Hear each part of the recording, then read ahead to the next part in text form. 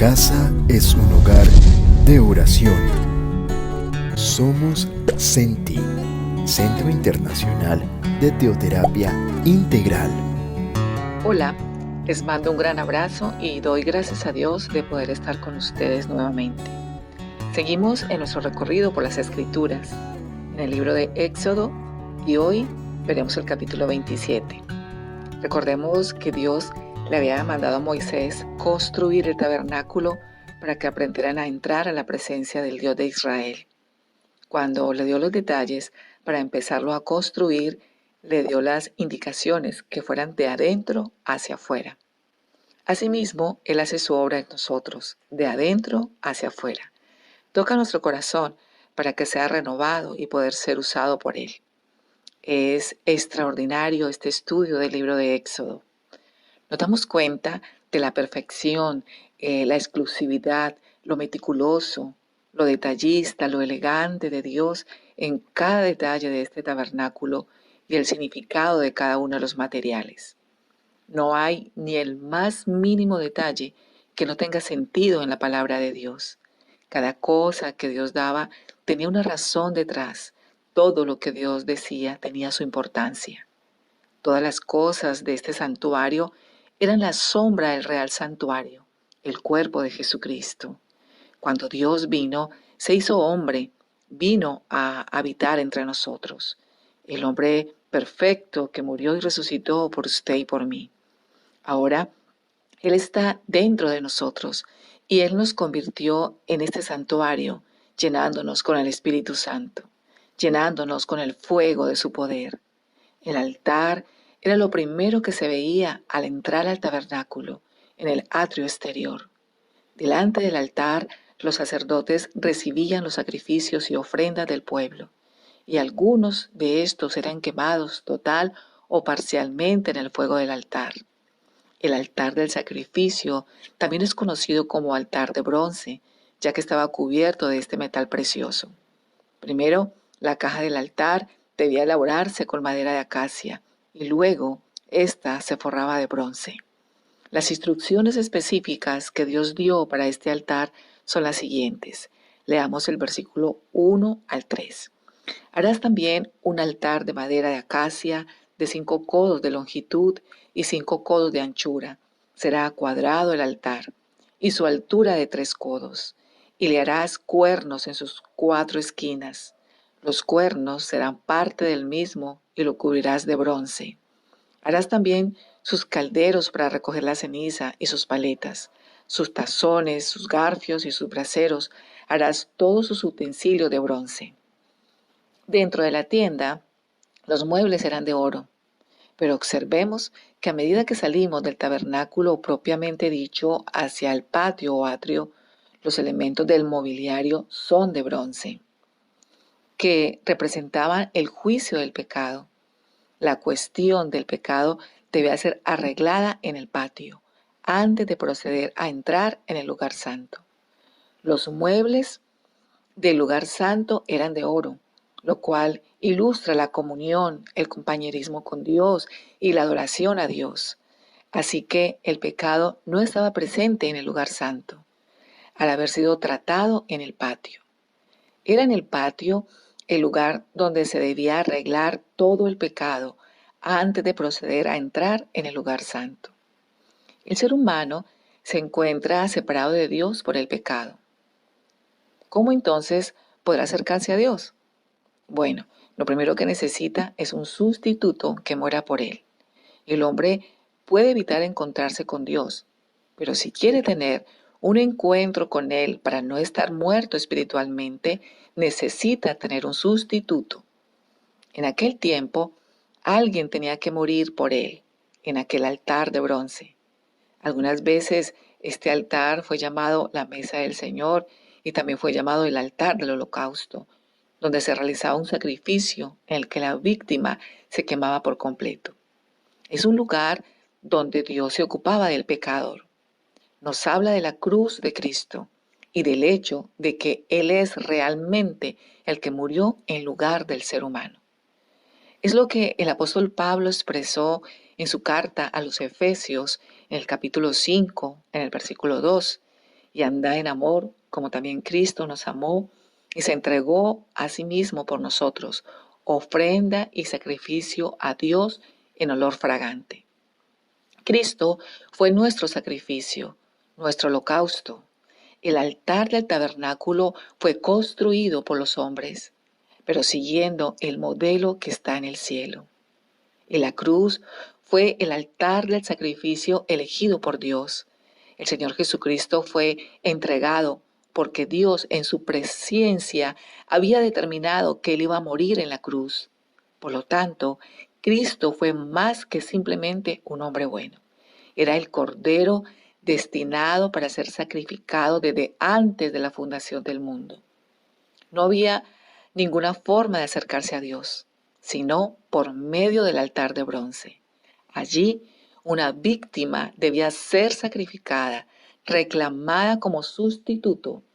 El Evangelio, según San Juan, en el capítulo 1, el versículo 29 nos dice: el siguiente día vio Juan a Jesús que venía a él y dijo: He aquí el Cordero de Dios que quita el pecado del mundo. El apóstol Juan habló de Cristo como el sustituto colocado sobre aquel altar de bronce. En este altar se convirtió la cruz en aquellas 3 últimas horas en las que descendió una gran oscuridad y Cristo pagó por los pecados del mundo. En el Evangelio según San Juan, en el capítulo 1, pero ya en el versículo 12 nos dice: mas a todos los que le recibieron, a los que creen en su nombre, le dio potestad de ser hechos hijos de Dios.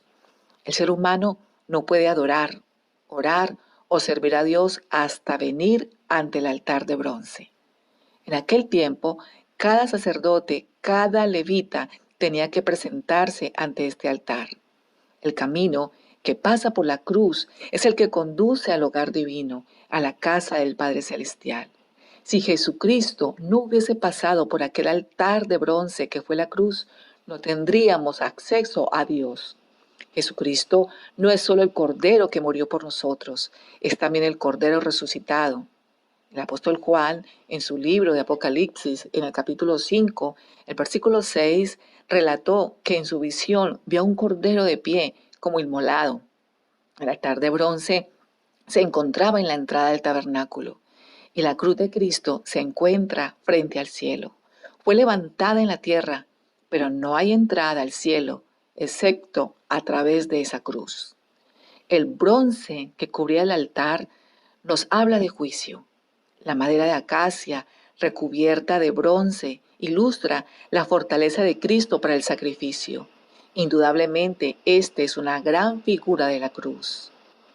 Después que usted conoce a Jesucristo como su Señor y Salvador, que es el camino, que es la puerta, lo que el Espíritu Santo le revelará es el poder de la sangre derramada por Jesucristo, en quien tenemos redención por su sangre, el perdón de pecados, según la riqueza de su gracia, como dice Efesios capítulo 1 y versículo 7. Y en la primera epístola de Juan, el capítulo 1, el versículo 7, nos dice que la sangre de Jesucristo, su Hijo, nos limpia de todo pecado.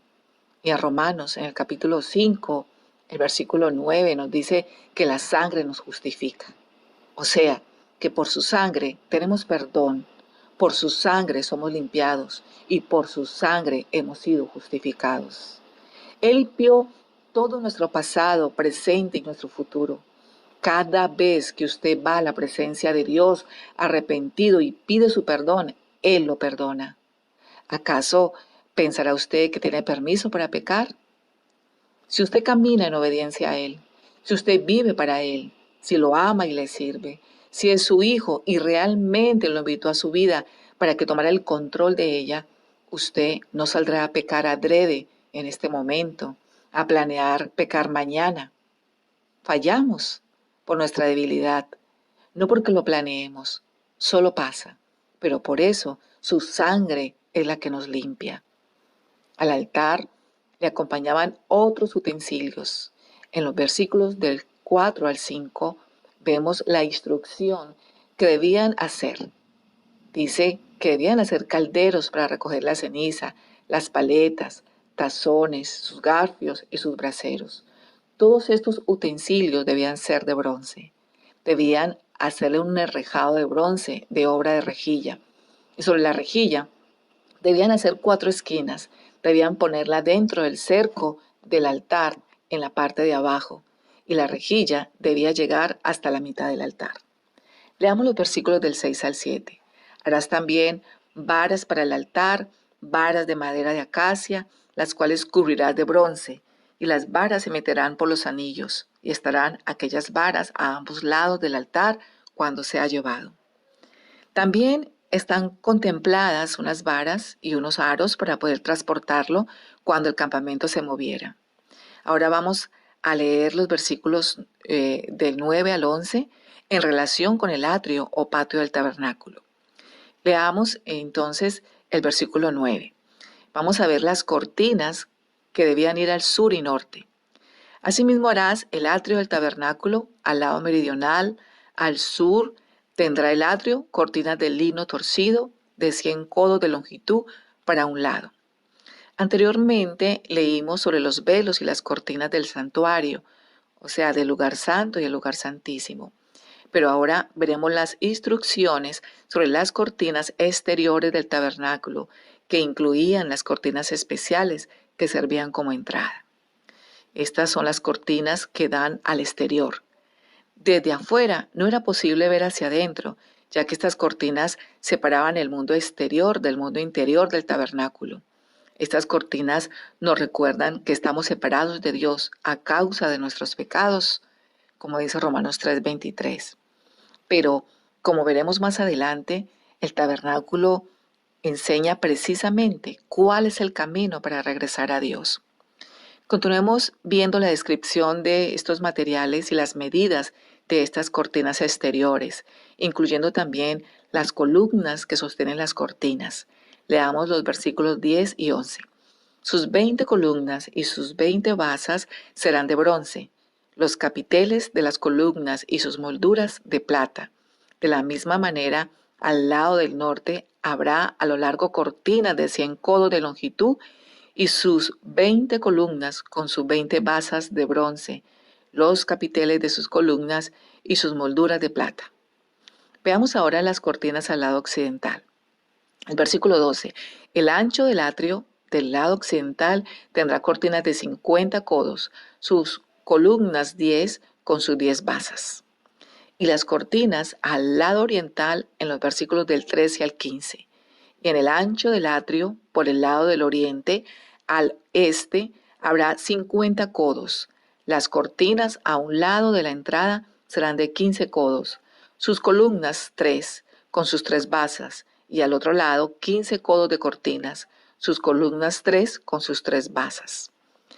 El lado occidental merece una mención especial, ya que de ese lado se encuentra la entrada al tabernáculo. La entrada o puerta también consiste de cortinas, pero son especiales, similares a las de la entrada al santuario. La puerta de entrada al tabernáculo era una gran cortina de lino fino, pero también de otras telas de colores. Leamos ahora la descripción. Leamos los versículos del 16 al 17. Y para la puerta del atrio habrá una cortina de 20 codos, de azul, púrpura y carmesí, y lino torcido, de obra de recamador, sus columnas 4, con sus 4 basas.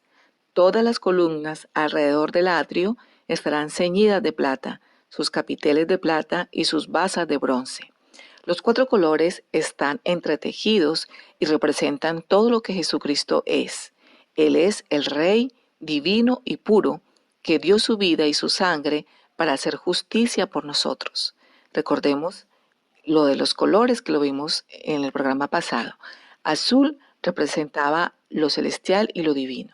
El púrpura representa la realeza y la autoridad. El rojo representa la sangre y el blanco representa la pureza y justicia. La puerta está hecha de cortinas y estas están sostenidas por columnas de madera con base de bronce y capitel de plata. La puerta estaba asegurada a las columnas con unos ganchos de oro. Ahora miremos las medidas del atrio. En total, La medida del atrio es la siguiente. Leamos el versículo 18. La longitud del atrio será de 100 codos y la anchura 50 por un lado y 50 por el otro, y la altura de 5 codos, sus cortinas de lino torcido y sus basas de bronce. Un codo era aproximadamente 52 centímetros para que ustedes hagan sus cuentas acerca de la longitud del atrio. Leamos el versículo 19. Todos los utensilios del tabernáculo en todo su servicio y todas sus estacas y todas las estacas del atrio serán de bronce. En el área del atrio, todos los utensilios son de bronce, que en la Biblia representa juicio. Y vamos a leer en los versículos finales para que leamos los versículos del 20 al 21. Al final de este capítulo están escritas las instrucciones referentes al aceite especial que se debía usar para las lámparas que se encontraban allí. Leamos los versículos. Y mandarás a los hijos de Israel que te traigan aceite puro de olivas machacadas para el alumbrado, para hacer arder continuamente las lámparas. En el tabernáculo de reunión, afuera del velo que está delante del testimonio, las pondrá en orden a Aarón y sus hijos para que ardan delante de Jehová desde la tarde hasta la mañana, como estatuto perpetuo de los hijos de Israel por sus generaciones. La luz de esta lámpara del santuario debía arder continuamente. Nunca debía apagarse.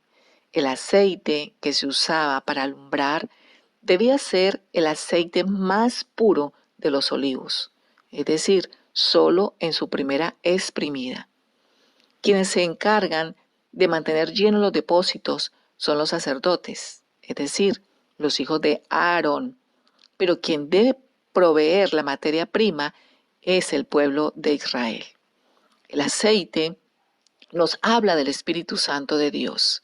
Esta es la interpretación que dio el profeta Zacarías a su visión de un candelabro con un depósito de aceite encima, como lo encontramos en el libro de Zacarías, en el capítulo 4, el versículo 6, cuando él nos dice, no por el poder ni por la fuerza, sino por mi espíritu, dice el Señor de los ejércitos.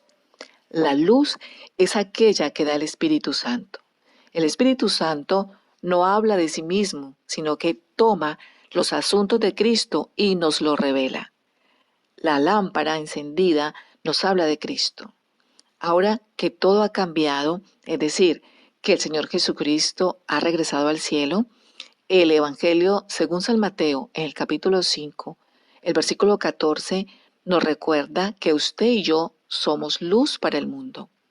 Nosotros no emitimos mucha luz, pero es el Espíritu de Dios el que puede utilizarnos.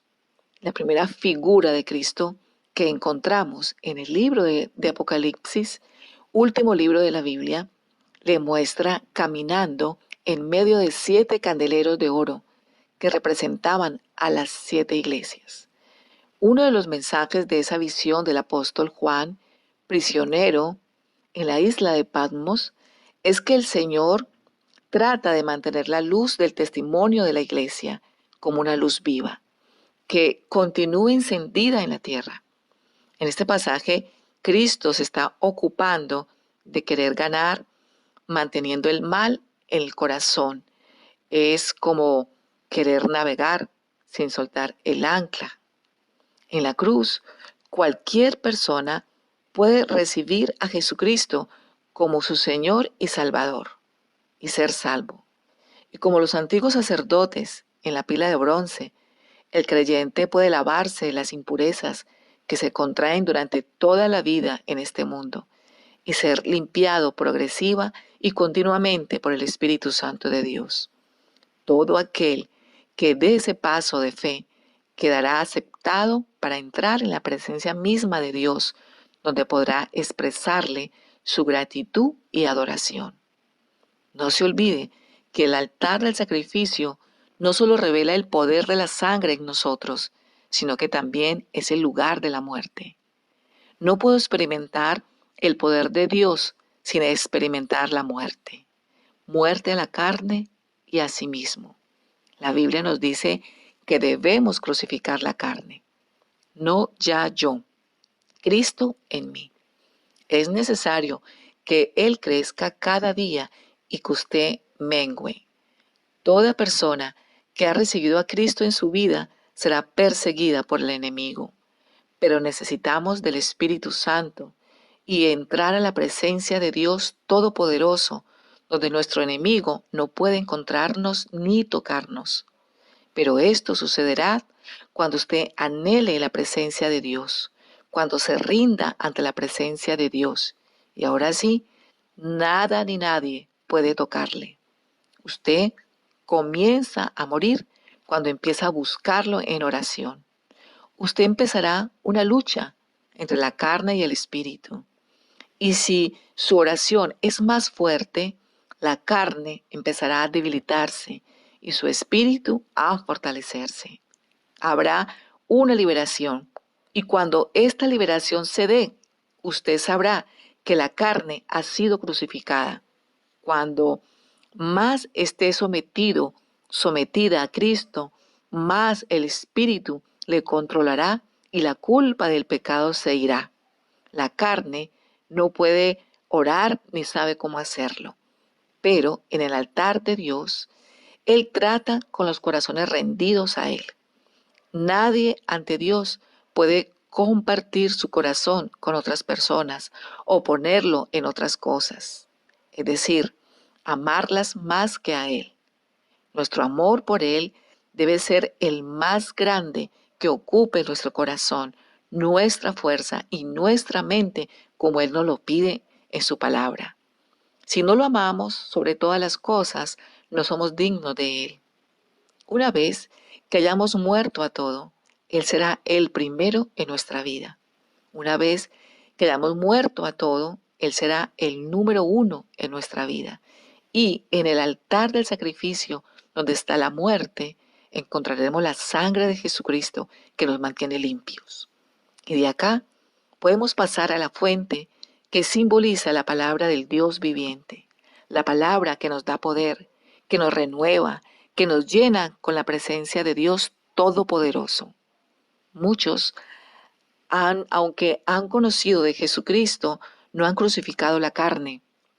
Y sin crucificar la carne, no podemos conocer el poder de la palabra. Una vez que pasemos el altar del sacrificio, estamos limpios.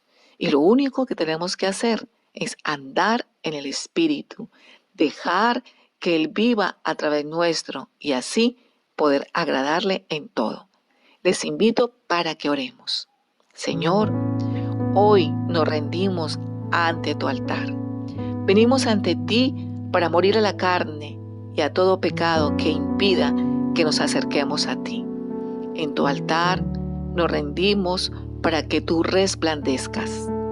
De los pecados que cometemos, de nuestras rebeliones, no te acuerdes.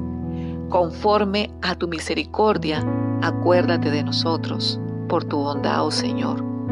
Sabemos que si en nuestro corazón miramos a la iniquidad, tú no nos escuchas. Pero si llegamos ante ti con un corazón contrito y humillado, nunca nos vas a despreciar.